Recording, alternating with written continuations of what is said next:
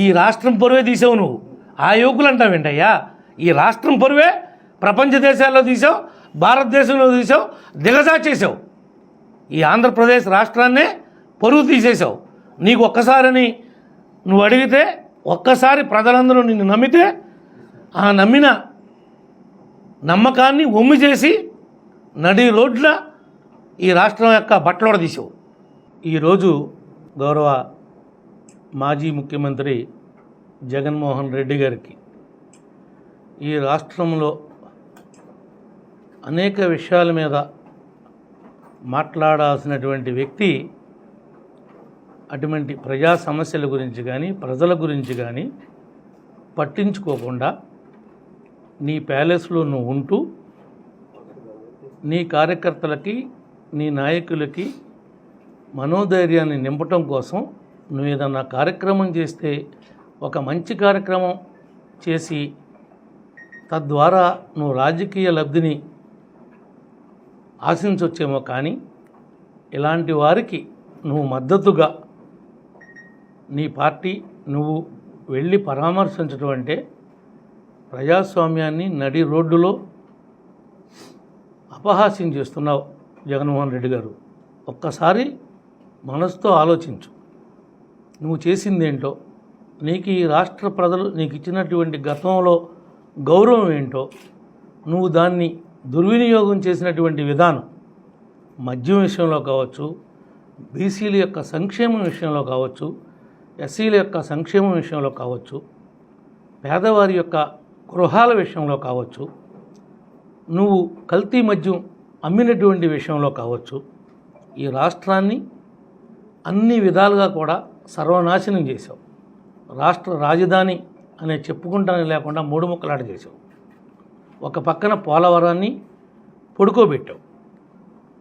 Railway zone విషయమే మాట్లాడలా. నీ కేసుల కోసం ఢిల్లీ వెళ్ళొచ్చావు తప్ప నువ్వు చేసింది ఏమీ లేదు. స్టీల్ ప్లాంట్ విషయంలో డ్రామాలు ఆడావు.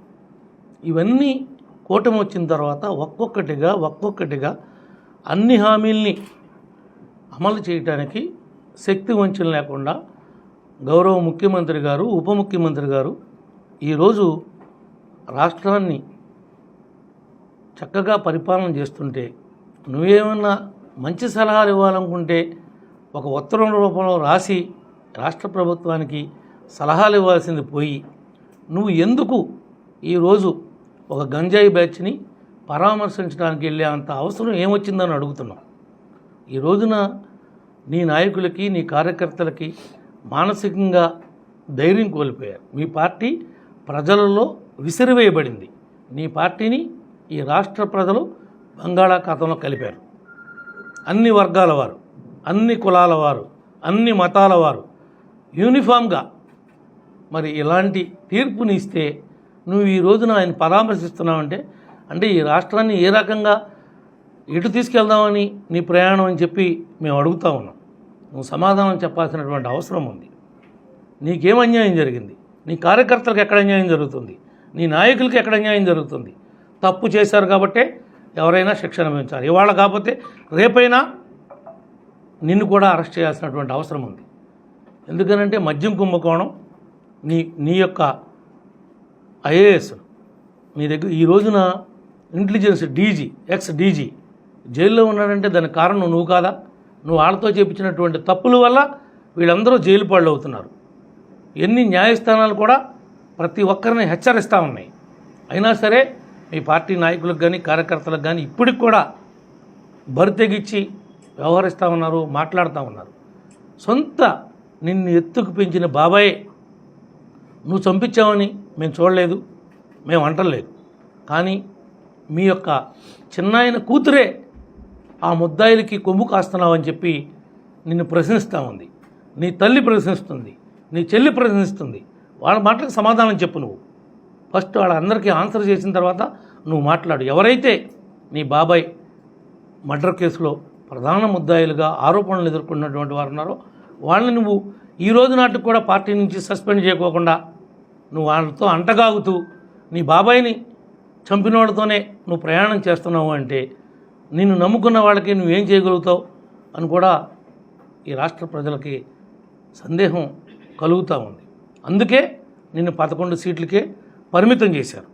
చేసిన తప్పులు నువ్వు కడుక్కోవాల్సిన బాధ్యత నీ మీద ఉంది. నువ్వేదో ఇదేదో పెద్ద అన్యాయం జరిగిపోయిన తెనాల్లో అంటే ఉత్తి పుణ్యానికి నన్ను 71 రోజు జైల్లో పెట్టావు. ఆ రోజు అన్యాయం చేసినట్టు కాదా నువ్వు? మేమేమైనా తప్పు చేశామా? మేమేమైనా ద్రోహం చేశామా? మేము ఎస్సీలను ఏమన్నా తోలనాడామా? ఎస్సీలను ఏమన్నా అగౌరవపరిచామా? అన్యాయంగా పెట్టావు. ఒక ఎస్పీతో ప్రెస్ మీట్ పెట్టించి రండి చింతమనేది బాధితులుంటే అని 1+1 ఆఫర్ లాగా ప్రెస్ మీట్ పెట్టి మీ ఎస్పీ ఆయన యొక్క ఐపీఎస్ స్థాయి దిగజార్చుకున్నాడు. కేవలం నువ్వు అతన్ని ఆ రకంగా పెట్టమని ఆదేశించడం వల్ల. ఈ రోజున ఈ ప్రభుత్వం అట్లా చేయటం లేదే. ఎవరైతే నేరం చేశారో వాళ్ళు ఎవరైనా చట్టం నుంచి తప్పించుకోలేరు కాబట్టి చట్ట ప్రకారమే చర్యలు తీసుకుంటున్నారు. ఏదైనా ఉంటే ముఖ్యమంత్రి గారికి, ఉప ముఖ్యమంత్రి గారికి, గవర్నర్కి చెప్పు. నువ్వు నాతో పాటు ఒక శాసనసభ్యుడివే, నీకు ఆ రైట్ ఉంది. అంతే తప్ప ఏదో రౌడీ షీటర్లకి మద్దతుగా ఏదో వీధి ఊరేగింపులు పెట్టి ఏదో కార్యకర్తలకి ధైర్యం నింపాలంటే అనేక విషయాలు ఉన్నాయి, అనేక అంశాలు ఉన్నాయి. నీకు ఇంకా రాదు ఆ అవకాశం. ఎందుకనంటే నీకు ఇచ్చిన అవకాశం చాలా గొప్ప అవకాశం. ఈ రాష్ట్ర ప్రజలు ఒక్కసారి అంటే ఒక్కసారి అనే మాట ఎంత ప్రమాదకరమో రాష్ట్ర ప్రజానీకానికి అర్థమయ్యేలాగా చేసావు నువ్వు. ఇంకా నువ్వు ప్రజాస్వామ్యంలో కొట్లాడే నైతిక అర్హత నీకు లేదు అని చెప్పి ఈ సందర్భంగా మేము తెలియజేస్తాం. సార్, మీ ప్రభుత్వం వచ్చి ఏడాది అవుతుంది. 4వ తారీఖుని వెన్నుపోటు దినంగా జగన్ ప్రకటించారు. నిరసన కార్యక్రమాలు చేస్తున్నారు. ఎవరికి మేము వెన్నుపోటు పొడిచాం?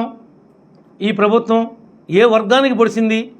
ఏ రకమైనటువంటి వారికి అంటే మేము సుమారుగా 16,000 నుండి 17,000 మందికి డిఎస్సి పెట్టి రేపొద్దున ఎగ్జామ్ నిర్వహించి వాళ్ళకి పోస్టింగ్లు ఇవ్వటం, నిరుద్యోగ యువతలకి వెన్నుపోటు మేము పొడిచామా? లేదు. ఎస్సీ కార్పొరేషన్ని రద్దు చేసి వాళ్ళకి ఎస్సీలకి మేము వెన్నుపోటు పొడిచామా? బీసీలకి ఒక్క లోను కూడా ఇవ్వకుండా రద్దు చేసి మేము వెన్నుపోటు బీసీలకి పొడిచామా? ఎవరైతే అవుట్సోర్సింగ్ ఎంప్లాయీస్ ఉన్నారో వాళ్ళందరికీ ఇచ్చినటువంటి హామీని నెరవేర్చుకోకుండా మేము వెన్నుపోటు పొడిచామా? అన్నా క్యాంటీన్ తీసి పేదవారు తినేటువంటి అన్నంలో ఇసుక పోసి పేదలకు వెన్నుపోటు మేము పొడిచామా? ఎవరికి పొడిచాం వెన్నుపోటు? ఏ వర్గానికి పొడిచాం? ఈ రోజున నువ్వు 5 లక్షలు పెట్టి ఇల్లు ఇస్తానన్నావు, ఒక్కడ కట్ల. పేదవారికి నువ్వు ప్రమాణ స్వీకారం చేస్తున్నప్పుడు నన్ను ఇంత స్థాయిలో నువ్వు తీసుకొచ్చారు, నేను తినేటువంటి రైసు పేదవాడికి పోస్తా, జన్మలకి వాళ్ళ రుణాన్ని తీర్చుకోలేను, నేను ఈ రకమైన సాయం చేస్తానని చెప్పావు. ఒక్క సోలుడన్నా పోసావా? ఒక్క గిద్దుడు ఒక్క పేదవాడికి నీ కార్యకర్తకు పోసావా? ఎవరికి నువ్వు మేలు చేసావు? నువ్వు మాఫియాని తయారు చేసావు. ఎక్కడికక్కడ మీ నాయకులు, మీ ఎమ్మెల్యేలు, మీ ఎంపీలు భూములు, ఆస్తులు, ఇళ్ళు కబ్జాలు చేశారు, శాండు దోపిడీ చేశారు, మట్టి మాఫియా చేశారు, గ్రావెల్ మాఫియా చేశారు. వేరే పార్టీ వాళ్ళని బయటకు వస్తే రోడ్డు మీద తిరక్కోకుండా భయభ్రాంతులకు గురి చేశారు. రోజు పొద్దున్న ఏదైనా కార్యక్రమం ఉందంటే పొద్దున్నే తెల్లారక ముందే మేము లేచేపాటికే మా ఇళ్ళకాడ పోలీసులను కాపలా పెట్టాం. నువ్వా ఈరోజు వెన్నుపోటు దినోత్సవం చేసేది? ఎవరికి ఎవరు వెన్నుపోటు పొడిచారు? నీ బాబాయిని నెత్తుకు పొంచి తిప్పినందుకు నీ బాబాయినే చంపిన ముద్దాయిలతో నువ్వు అంటకాగుతున్నావు. నువ్వా వెన్నుపోటు దినోత్సవం జరుపుకునేది? మేము ఎవరికి పొడిచామని చెప్పు. మేము ఇచ్చినటువంటి హామీలు సూపర్ 6. మాకు అధికారం వచ్చి ఫస్ట్ సంవత్సరం కాబోతా ఉంది. ఓకే, మేము నెల జరగకముందే మా ప్రధానమైనటువంటి హామీ 4,000 పెన్షన్ ఇచ్చి ఆడ యొక్క రుణం తీర్చుకున్నాం. ఎస్సీలకి, బీసీలకి 2,50,000 ఇంటికి ఇస్తానని చెప్పి వాగ్దానం చేసాం, ఇంప్లిమెంట్ చేస్తున్నాం. ఏవైతే నువ్వు ఇళ్ళు శాంక్షన్ చేసావో ఆ ఇళ్ళ వాళ్ళందరికీ కూడా నెల వాళ్ళ పురోగతిని బట్టి బిల్లులు కొడతా ఉన్నాం. మేము 18-19 సంవత్సరంలో మేము ఇచ్చినటువంటి శాంక్షన్స్ బిల్లు నువ్వు ఇవ్వలేదు 5 ఏళ్ళు. ఇప్పటికి కూడా నువ్వు ఇచ్చిన బిల్లు మేము కడుతున్నాం తప్ప మా కార్యకర్తలకి, మా నాయకులకి ఇంకా మేము పాత బకాయిలు తీర్చలేకపోయాం. రాష్ట్ర ఆర్థిక పరిస్థితి బాగోనందువల్ల ఇవాళ కాకపోతే రేపు కాకపోతే ఎల్లుండో మా నాయకులకి కార్యకర్తలకి ప్రజలకి నచ్చ చెప్పుకుని ఆ బాకీలన్నీ కూడా కట్టే బాధ్యత మేము తీసుకుంటున్నాం. నువ్వు రోడ్డు కాంట్రాక్టర్లకి పంచాయతీరాజ్ కావచ్చు, ఆర్ఎండ్బి కావచ్చు, ఇరిగేషన్ కావచ్చు, వాళ్ళకు బకాయిలు పెట్టి వెళ్ళిపోతే ఆ బకాయిలన్నీ దశల వారీగా మేము తీరుస్తున్నాం. మేము రోడ్లన్నింటినీ పరుగులు పెట్టిస్తూ ఉన్నాం. మేము బిల్లులు కట్టాం కాబట్టే వాళ్ళు పనులు చేస్తున్నారు. అవన్నీ మా భారాలన్నీ కూడా మా నెత్తి మీద పెట్టి వెళ్ళిపోయావు. నువ్వు పట్టించుకోలేదు. నీ సొంత ఆస్తులు పెంచుకోవటానికి, నీ యొక్క ఆదాయాన్ని పెంచుకోవటానికి ఒక క్వార్టరీని తయారు చేసి రాష్ట్రాన్ని డ్రగ్ ఆంధ్రప్రదేశ్గా తయారు చేసావు, గంజాయి ఆంధ్రప్రదేశ్గా తయారు చేసావు. నీ ఇష్టం వచ్చిన బ్రాండ్లు పెట్టి కల్తీ మద్యాన్ని తయారు చేసి పేదవారి యొక్క ఆరోగ్యాన్ని గాల్లో పెట్టేశావు. కొన్ని లక్షల మంది తాళ్ళు తెగిపోయినాయి. మీ అందరికీ కూడా తెలుసు, మీడియా వారందరికి కూడా ఎంతమంది చనిపోయారో, ఎంతమంది కేవలం నువ్వు పోసినటువంటి స్పిరిట్ తాగి ఆరోగ్యం పాడైపోయినాయి.